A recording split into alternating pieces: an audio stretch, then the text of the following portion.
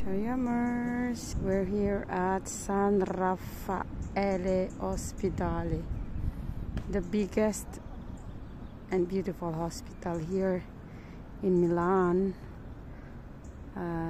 Pag-aari ito ni Prime Minister, dating Prime Minister na namatay na, si Berlusconi.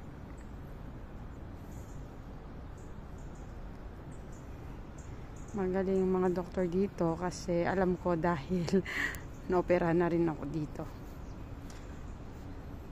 At dito kami para sa check-up ni Amore.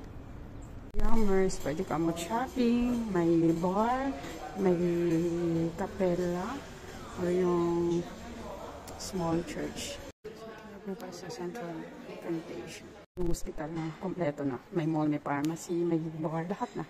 Ito yung hospital na may direct access sa metro.